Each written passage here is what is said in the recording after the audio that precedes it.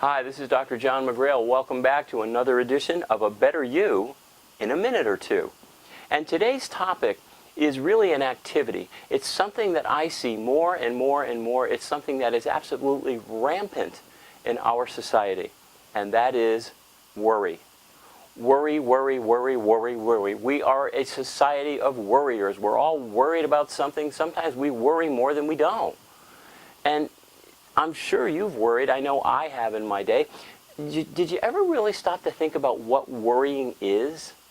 What are you doing when you're worrying? Well, you're focusing an enormous amount of energy on what you don't want.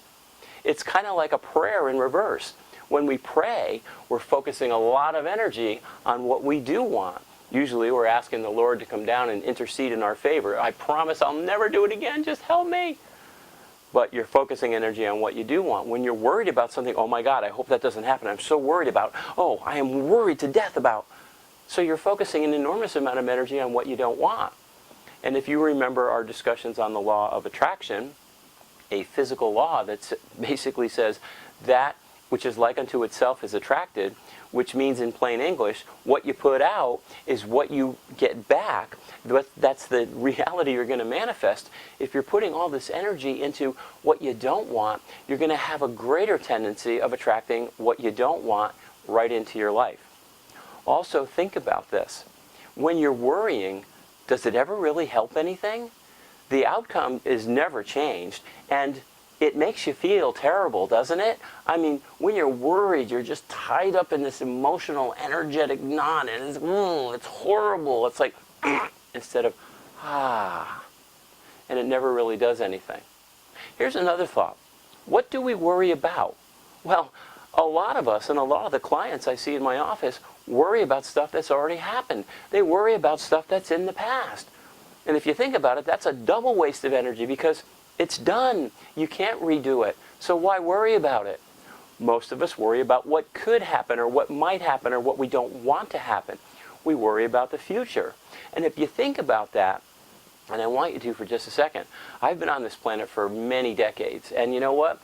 Whatever I was worried about came to pass. Whatever it was, I lived through it, and here I am. In other words, it really always does work out, doesn't it? So why waste energy tying yourself up into this energetic knot? You know, there's a magazine out there that's been in circulation for over 60 years. It's called Mad Magazine.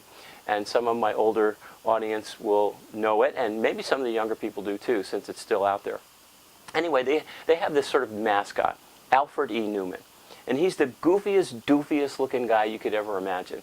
And his sort of tagline is, what? Me worry? And of course, when you look at him, he looks too stupid to worry. That guy's too goofy. He's not smart enough to worry. But then think about it for a second. Maybe he's smart like a fox because he doesn't tie himself up into all those emotional knots and go wiggy every time something might happen.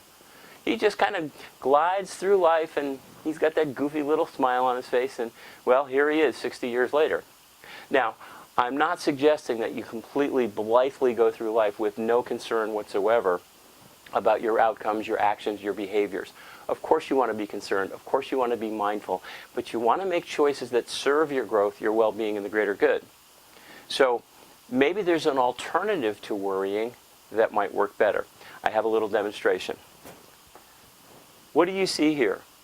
2 glasses of water. Now, do I have a glass that's half empty and a glass that's half full? Do I have 2 glasses that are half empty? Do I have 2 glasses that are half full?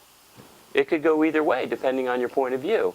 And I'm sure some of you, when you looked and saw that there were only partial fullness in either glass, said, yeah, which one is it? Well, it's up to you. But look at this. I can focus on a glass being half empty. I can focus on the glass being half full. That's my choice. This one's half empty. This one's half full. Now, I could also do this. I could give that half-empty glass no attention whatsoever and instead focus on the full glass. That's right. This glass is nearly full. I didn't want to spill it on my desk. This is what I could focus my thoughts on. In other words, instead of focusing energy on what I don't want, worrying, I'll focus my energy on what I want. But instead of the glass half empty or half full, I'm going to say the glass is full, the glass is full, the glass is full, the glass is full. I'm focusing on the glass being full. I am focusing on things working out just wonderfully, Jim Dandy, so to speak. And if I put my energy into that, what do you think I might attract back? And guess what? It feels better. Oh, it's half empty. Ah, it's full. You always have a choice. Remember that coin. You can flip it either way. Start focusing on the glass being full.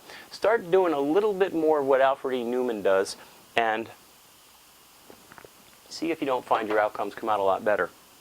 That's it for today. Next time I'm going to take this concept and we're going to put it on steroids with a whole activity that you can try, especially with a couple of friends that could change your life forever. Until then, please, thanks for sharing this. Please send in your comments. I really, really appreciate them. And remember, it's always about a better you. See ya.